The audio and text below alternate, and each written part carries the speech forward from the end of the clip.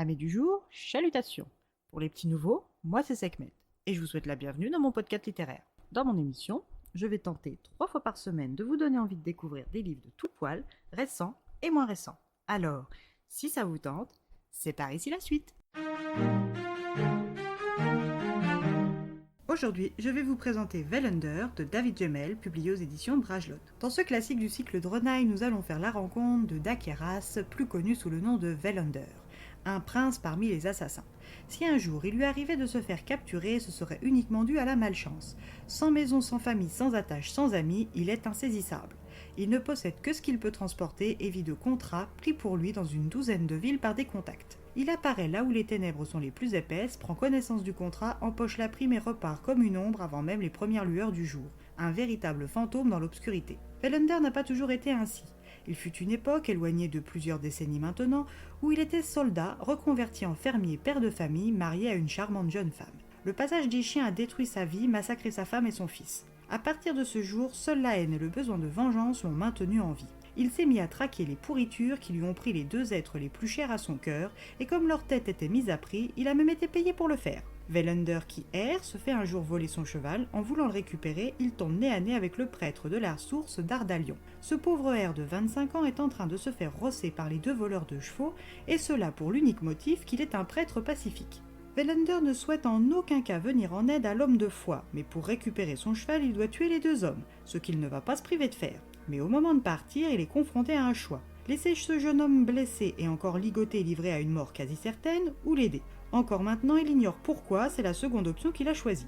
Il détache le prêtre dans sa robe bleue souillée de tout le sang perdu, il recoue ses plaies les plus profondes, lui donne des vêtements frais et le nourrit sur ses réserves personnelles. Dardalion, en plus d'être un prêtre de la source, est un mystique. Il peut s'échapper de son corps lorsqu'il dort et partir discuter ou observer ce qu'il se passe à des centaines de lieues de la position de son corps. Cette projection astrale lui permet aussi de se recentrer sur ses croyances, surtout depuis que son ordre et les siens ont été déclarés illégaux et traqués de partout dans le pays.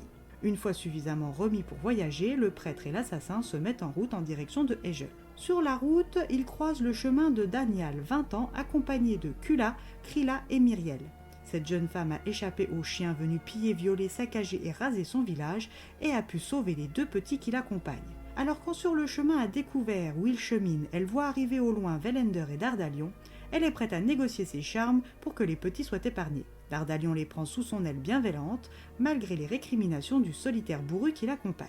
Depuis que le roi Nihalad a été tué par Velander, des commanditaires mènent la vie dure au peuple Drenaille et une guerre a éclaté. Hegel est le seul capable de rassembler le peuple derrière lui, et il est en difficulté mais offre toujours la sécurité. Dardalion, Danial et les enfants doivent s'y rendre et le rôle de Velander est de les y mener sains et saufs. Le petit Groot avance lentement et quand, lors d'une de ses projections astrales, Dardalion tombe sur un membre de la fraternité qui poursuit Velander, il sait que ses jours sont comptés. Sa peur de mourir prend le pas sur ses convictions et il se confie à l'assassin pour qu'il le sauve. Dardalion, qui refuse de se battre, va devoir renoncer à cette volonté quand cet homme, tué par Velander, s'en prend aux deux fillettes Krila et Myriel dans le monde onirique. À leur retour, Dardalion est un homme différent, grandi. Le petit groupe continue de cheminer, trop lentement au dire de Velander, quand la petite mystique Myriel annonce qu'un vieil homme aveugle va bientôt les rejoindre pour discuter. Et en effet, le soir même, un vieil homme chauve ou presque, privé de la vue, arrive sans embûche à leur campement. La nuit, l'homme se présente enfin à Velander. Il est le vieux roi Haut-de-Lame, Orien, le père de feu Nihalad. De base, Orien avait entamé un voyage dans le but de tuer l'assassin de son fils. Puis il a été touché par la source et son objectif a tout à fait changé. Il vit ses derniers moments et il a une mission pour Velander. Il faut retrouver et amener à Hegel l'armure de la victoire. Son ancienne armure, celle qu'il a arborée fièrement durant tout son règne, victorieux pour redonner du courage et de l'espoir au peuple Drenaille, lui conférant ainsi une chance supplémentaire de vaincre l'ennemi. L'armure est cachée dans une grotte en haut du versant d'une grande montagne des steppes Nadir gardée par des êtres féroces. La tâche est périlleuse, voire suicidaire. Mais Velander, qui se sent redevable envers cet homme qui lui a pardonné le meurtre de son unique fils, accepte pour régler sa dette. Le voyage jusqu'au camp de Hegel était déjà laborieux avec une femme, 3 enfants dont 2 mystiques et un prêtre de la source traqué, mais là, il s'avère quasi irréaliste. Lui qui estime ne plus rien avoir à perdre va se lancer tête la première dans ce voyage risqué à la recherche de l'armure du roi Orien. Et qui sait, sur le chemin, la compagnie forcée lui fera peut-être aussi retrouver le chemin vers Daquera, l'homme aimant qu'il était autrefois. Le peuple Draenei vaincra-t-il ses ennemis avec l'aide des prêtres de la source et de Velander? À vous de cheminer au fil des pages pour le savoir.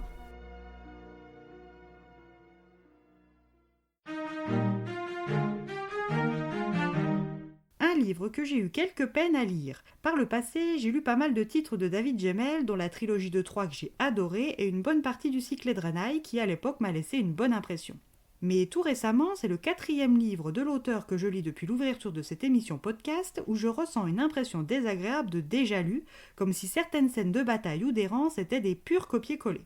Indépendamment de cette gêne purement personnelle, le récit reste fluide et l'action ne manque pas. Pour ma part, je crois que je vais laisser cet auteur de côté pour un petit moment et y revenir dans quelques années. Et bien voilà, j'en ai fini pour aujourd'hui. J'espère que cet épisode vous aura plu et vous aura donné des nouvelles idées de lecture. Si vous souhaitez découvrir d'autres petits bonbons littéraires tout droit sortis de ma bibliothèque, je vous retrouve le jeudi 30 mai prochain pour un nouvel épisode.